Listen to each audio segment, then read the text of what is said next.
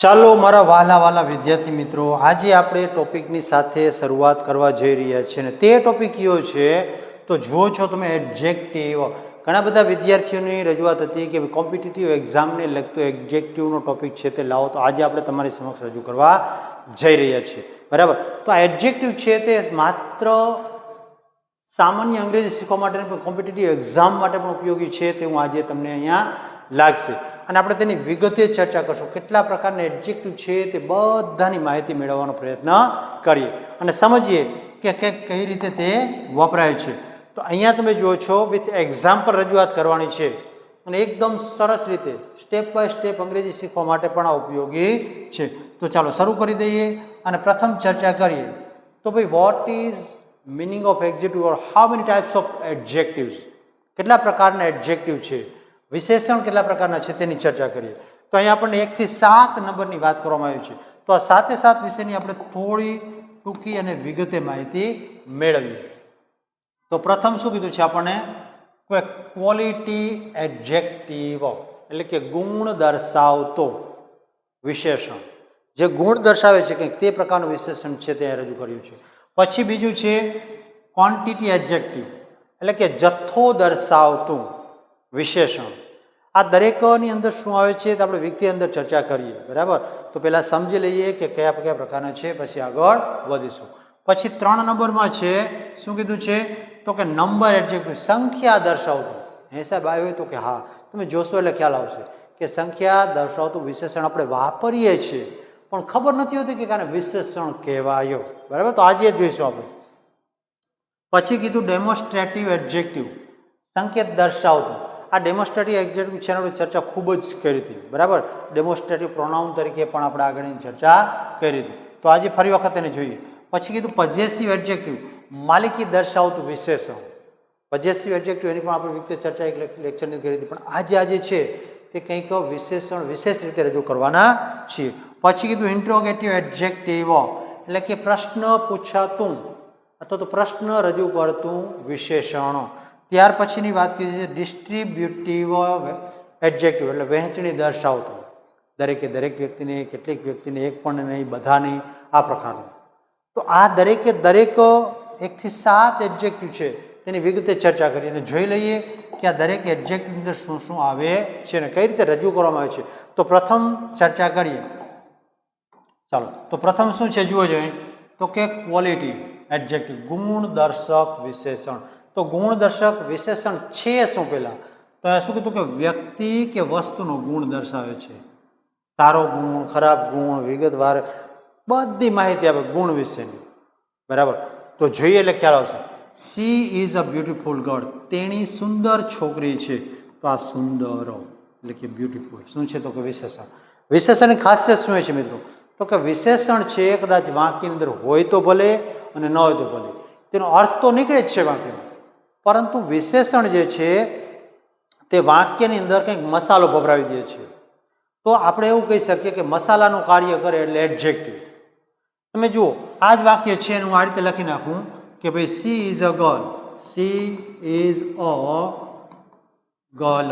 તો ભાઈ આ વાક્ય તો સમજાય છે આપણને કે ભાઈ તેની છોકરી છે, ખબર જ છે, પણ તે છોકરીના અર્થમાં કંઈક વધારો કરવો છે, છોકરી વિશે વધારાનું કંઈક બોલવું હોય ત્યારે રજૂ કરવામાં આવે છે અને શું કહેવાય છે વિશેષણ.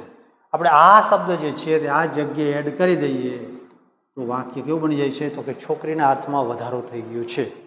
બરાબર, તો આ રીતે બને she is a beautiful girl, તેની રૂપાળી છોકરી છે, સુંદર છોકરી છે. આ રીતે. બીજું example, he is an honest man, તે વ્યક્તિ જે છે તે પ્રમાણિત છે. પછીનું કીધું પ્રમાણિક છે. તો અહીંયા ઓનેસ્ટ શબ્દ જે છે તે પણ શું દર્શાવે છે તો કે વ્યક્તિના ગુણ દર્શાવે છે, ક્વોલિટી દર્શાવે છે તેની. પછી this is a big house, આ એક વિશાળ અથવા તો મોટું ઘર છે. તો અહીંયા બિગ શબ્દ છે તે શું દર્શાવે છે તો કે તેનો ગુણ દર્શાવે છે, મોટું હોવાનો ગુણધર્મ દર્શાવે છે. તો આ રીતે તમે જુઓ છો કે કઈ રીતે વસ્તુને રજૂ કરવામાં આવે છે. જ્યારે કોમ્પિટિટિવ એક્ઝામમાં આ પ્રકારના પ્રશ્ન આવે છે ત્યારે શું હોય છે તો કે તમને કહેવામાં આવ્યું છે કે ભાઈ આમાંથી કયું જે છે તે ક્વોલિટી એડજેક્ટિવ છે તે તમારે દર્શાવવાનું છે, બરાબર. તો આ ક્વોલિટી એડજેક્ટિવની વાત છે. તો આ રીતે આ અર્થના આધારે ખ્યાલ આવશે આપણને કે ભાઈ આ શું છે. ચાલો નેક્સ્ટ જઈએ અને તેના પછીનાની વાત કરીએ નંબર 2 ની અંદર. તો 2 ની અંદર શું આવે છે? ક્વોન્ટિટી, જથ્થો દર્શાવે છે, બરાબર. જથ્થા દર્શક વિશેષણ છે. તે કેટલી માત્રા છે તે બતાવે છે. કેટલી માત્રા? થોડી, વધારે, એકદમ વધારે, નહીવત, આ રીતે. તો આ જથ્થા સૂચક છે. તો તે જોઈએ. એક્ઝામ્પલમાં શું કીધું? I have some water. અહીંયા સમ શું દર્શાવે છે? તો કે જથ્થો દર્શાવે. મારી પાસે કેટલું પાણી છે, બરાબર. આ રીતે. પછી મારી પાસે કેટલું? તો થોડું પાણી છે. પછી there is a little milk in the glass. Little એટલે પણ થોડું. તો આ પણ જથ્થો દર્શાવે છે. અહીંયા સમ છે તે પણ જથ્થો દર્શાવે છે. પછી કહે છે we have enough food. Enough એટલે પૂરતું. તો આ પૂરતો જથ્થો જે છે તે પણ શું છે? જથ્થો દર્શાવે છે. તો અહીંયા આપણે જોઈ શકીએ છીએ કે વાક્યની અંદર વપરાયેલો જે તે શબ્દ જે છે તે સામાન્ય રીતે એવી વસ્તુનો અર્થમાં વધારો કરે છે કે જે જથ્થો દર્શાવે છે. તો સમ છે તે કોને દર્શાવે છે? કે વોટરને. પછી લિટલ છે કોને દર્શાવે છે? તો કે મિલ્કને. અને ઇનફ છે કોને રજૂ કરે છે? તો કે ફૂડને. તો અહીંયા જથ્થાસૂચક જે શબ્દ જે છે તેના અર્થમાં વધારો કરતા શબ્દને શું કહેવામાં આવે છે? તો કે વિશેષણ. અને એ વિશેષણ એટલે કેવું? તો કે ક્વોન્ટિટી એડજેક્ટિવ, જથ્થાસૂચક વિશેષણ, બરાબર. તો આ છે બીજું. ચાલો નેક્સ્ટ જઈએ અને ચર્ચા કરીએ. તો તેની અંદર શું આવે છે? નંબર 3. તો તે આવે છે નંબર એડજેક્ટિવ, સંખ્યા દર્શક વિશેષણો. સંખ્યા દર્શક વિશેષણ છે તે શું દર્શાવે છે? તો અહીંયા તો સંખ્યા અથવા ક્રમ દર્શાવે છે. પ્રથમ, દ્વિતીય, તૃતીય, 10મું, 5મું, 11મું કોઈ પણ સંખ્યા દર્શાવે છે. તો અહીંયા જુઓ એક્ઝામ્પલ, આઈ હેવ 5 પેન્સિલ. તો અહીંયા જુઓ 5. તો 5 છે, સંખ્યા દર્શાવે છે. મારી પાસે 5 પેન છે. પછી શું કહે છે? C boat 2 dresses. તેણીએ 2 ડ્રેસ ખરીદ્યા. અહીંયા પણ 2 છે તે સંખ્યા દર્શાવે છે. ત્યાર પછી he stood first in the class. તે ક્લાસમાં પ્રથમ આવ્યો. તો અહીંયા તમે જુઓ છો કે આ જે વિશેષણ છે તે હંમેશા શું દર્શાવે છે? જુઓ જોઈએ તો કે સંખ્યા દર્શાવતું જોવા મળે છે. અહીંયા 5, અહીંયા 2, અહીંયા પ્રથમ. અને આ જે છે તે કોને આઈડેન્ટિફાય કરે છે? તો તમે જુઓ છો એના પછી હંમેશા કોઈક નામ હશે. શું હશે? કે જેને ગણી શકાય. કેટલી પેન? તો કે 5. કેટલા ડ્રેસ? તો કે 2. ક્યાં આવ્યો? તો કે પ્રથમ. પણ ક્યાં? તો કે ક્લાસમાં. તો આ રીતે ગણી શકાય તેવી બાબતને રજૂ કરતો વિશેષણ એડજેક્ટિવ. એટલે કેવું એડજેક્ટિવ? તો કે નંબર એડજેક્ટિવ, બરાબર. તો આ છે ત્રીજું. ચાલો નેક્સ્ટ જઈએ અને ચર્ચા કરીએ નંબર 4ની. તો 4 ની અંદર શું આવે છે? તો કે ડેમોન્સ્ટ્રેટિવ. ડેમોન્સ્ટ્રેટિવ એડજેક્ટિવ એટલે કે સંકેત દર્શક અથવા તો દર્શક સર્વનામ પણ જેને આપણે કહીએ છીએ તે. તો એક્ઝામ્પલ છે કઈ વસ્તુ વિશે વાત થાય છે તે દર્શાવવા માટે. વર્ડ જે છે તે આ ડેમોન્સ્ટ્રેટિવ સર્વનામ જે છે, સર્વનામ એડજેક્ટિવ, તેની અંદર કેનો કેનો? તો કે 4 જ શબ્દોનો સમાવેશ થાય એમાં. ક્યાં ક્યાં છે? તો કે ધીસ, ધેટ અને ધીઝ અને ધોઝ. આ બંને સિંગ્યુલર છે ને આ બંને છે તે પ્લુરલ. આ 4નો સમાવેશ થાય. એકદમ સિમ્પલ અને ઝડપથી યાદ રહી જાય, બરાબર. તો શું છે? તો કે ડેમોન્સ્ટ્રેટ દર્શક સર્વનામ પણ કહેવાય છે અને ડેમોન્સ્ટ્રેટિવ એટલે કે સંકેત દર્શક વિશેષણ તરીકે પણ તે ઓળખવામાં આવે છે. તો એક્ઝામ્પલ જોઈએ. શું કહે છે અહીંયા? This book is mine. આ પુસ્તક મારું છે. અહીંયા ધીસ રજૂ કર્યું છે. પછી ધોઝ સ્ટુડન્ટ્સ આર પ્લેઇંગ. પેલા વિદ્યાર્થીઓ રમી રહ્યા છે. તો અહીંયા ધોઝ રજૂ કર્યું છે. ખાસ નોંધવા જેવી બાબત શું છે? તો કે જ્યારે આ ધીસ, ધેટ જે છે તે પણ તેના પછી આવતા નામને આઈડેન્ટિફાય કરતું જોવા મળશે, બરાબર. સિંગ્યુલર હોઈ શકે અને પ્લુરલ. ધીસ અને ધેટ હોય તો સિંગ્યુલર આવે અને ધોઝ અને ધીઝ હોય તો અહીંયા પ્લુરલ નામ હશે, બરાબર. તો આ શું છે? સંકેત દર્શક વિશેષણ, ડેમોન્સ્ટ્રેટિવ એડજેક્ટિવ. સૌથી સરળ છે, યાદ રાખવાનું. મોટે ભાગે મોટા ભાગે કહું છું, ફરજિયાત નહીં, મોટા ભાગે તે વાક્યની શરૂઆતમાં જોવા મળે છે. બરાબર.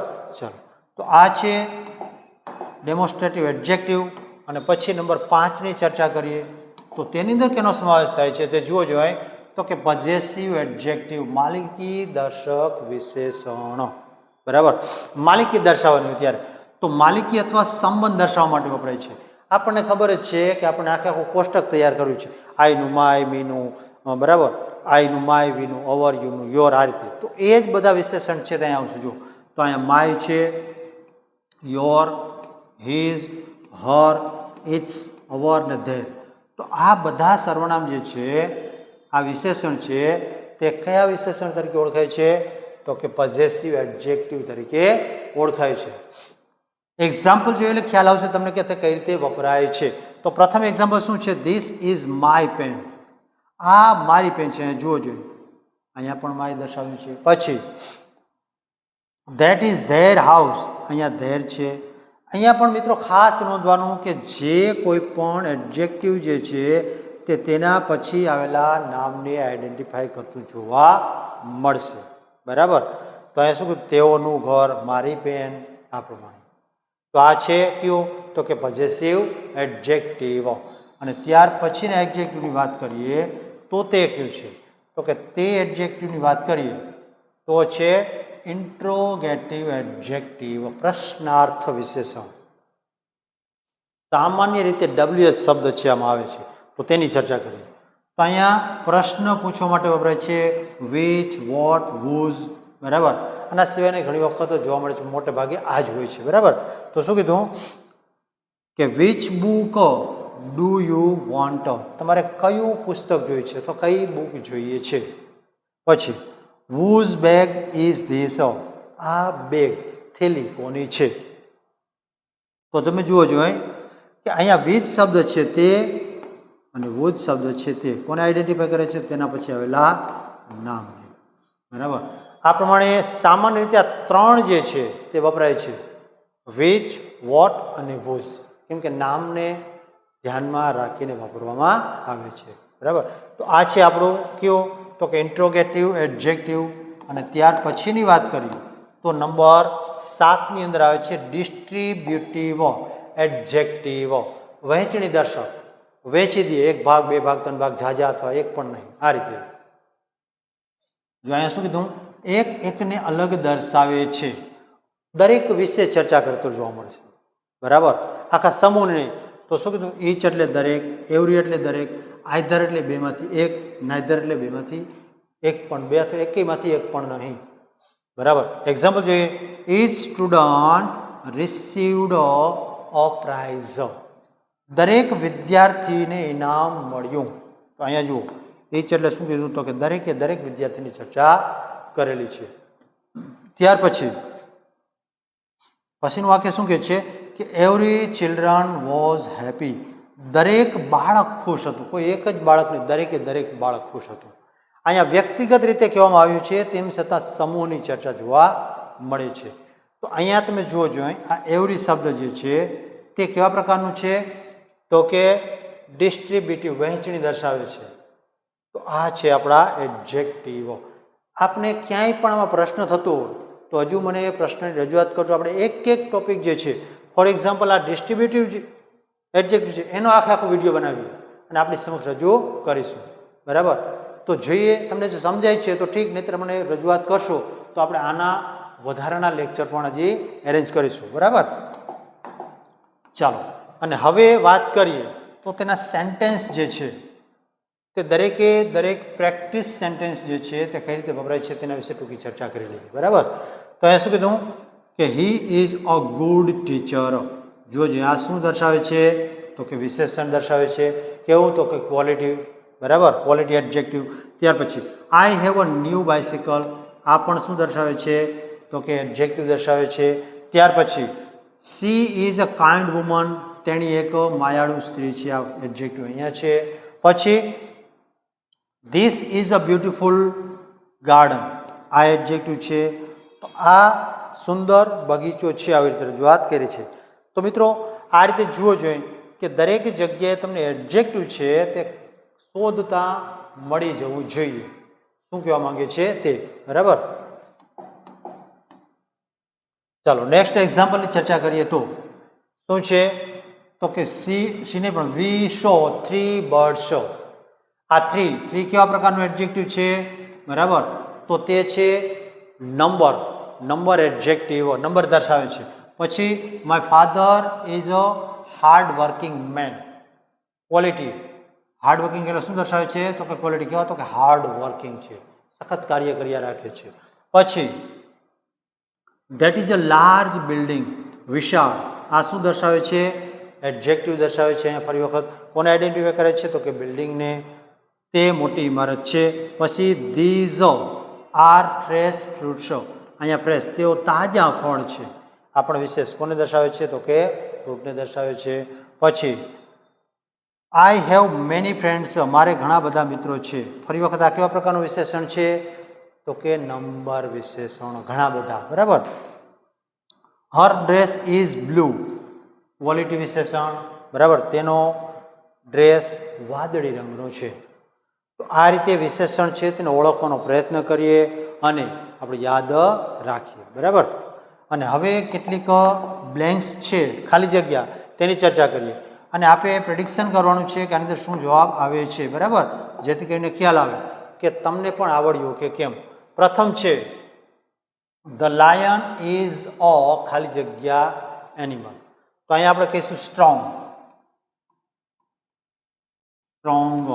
બીજી બાબત, અહીંયા સ્ટ્રોંગની જગ્યાએ ક્રુઅલ પણ લખી શકો છો.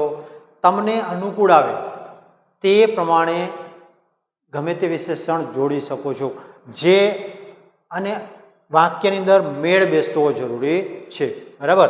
આ જ શબ્દ આવે એવું જરૂરી નથી. ત્યાર પછી આઈ હેવ અ ખાલી જગ્યા બેગ. તો અહીંયા શું કહીશું આપણે, ન્યૂ. કદાચ કોઈ એમ કે મારી પાસે ન્યૂ નહીં, મારી પાસે બિગ બેગ છે. તો આ રીતે ગમે તે રેડ બેગ છે, કલર એ દર્શાવી શકે, ન્યૂ બેગ છે. તો આ રીતે સી ઇઝ અ ખાલી જગ્યા સ્ટુડન્ટ. હું અહીંયા કહું છું ક્લેવર. કોઈ વિદ્યાર્થી ડલ પણ કહે છે. XYZ કોઈ પણ અહીંયા વિશેષણ છે તેની સાથે મેળ બેસતો હોય તે રજૂ કરવાનું છે. પછી this mango is very juicy, બરાબર. તમને કોઈ બીજું વિશેષણ યાદ આવે તો બીજું લખવાની છૂટ. પછી વી લીવ ઇન અ ખાલી જગ્યા હાઉસ. આપણે અહીંયા લખીએ બિગ હાઉસ. કોઈને એમ થાય કે મારે તો ન્યૂ હાઉસ લખવું છે, કોઈને એમ થાય કે મારે તો કંઈ પણ બીજું લખવાની છૂટ. આની સાથે મેળ બેસવો જોઈએ. The baby is very cute, બરાબર. ત્યાર પછી રાહુલ હેઝ અ ખાલી જગ્યા બાયસિકલ. શું કહીશું આપણે, રાહુલ હેઝ અ ખાલી જગ્યા બાયસિકલ. આપણે કહીએ રેડ બાયસિકલ છે, અલગ હોઈ શકે, બ્લેક હોઈ શકે, કંઈ પણ હોઈ શકે. ઇટ ઇઝ અ ખાલી જગ્યા ડે, બ્યુટીફુલ. સુંદર દિવસ છે. માય ગ્રાન્ડફાધર ઇઝ એન ખાલી જગ્યા મેન, એન ઓનેસ્ટ, બરાબર, એન ઓનેસ્ટ મેન છે. પછી ધ ફ્લાવર્સ આર ખાલી જગ્યા. તો ફૂલડાઓ કેવા છે તો કે કલરફુલ છે, રંગબેરંગી, કલરફુલ, બરાબર. તો જોજો મિત્રો કઈ રીતે વિશેષણની અંદર આપને સમજૂતી મળેલી છે, તે આવડે છે, સમજાય છે કે કેમ. જો આપને કોઈ પણ પ્રકારનો પ્રશ્ન થતો હોય કોમેન્ટ બોક્સમાં ચોક્કસથી મને જણાવશો, જેથી કરીને આપનો પ્રશ્ન છે તે સોલ્વ કરવાનો પ્રયત્ન કરી શકું. આપે મારી ચેનલને સાથે જોડાયેલા છો તો વેલ એન્ડ ગુડ, એક લાઇક ચોક્કસથી કરશો, તમારા મિત્રોની સાથે શેર કરી દો, બરાબર. ઓકે, જય હિન્દ અને જય ભારત.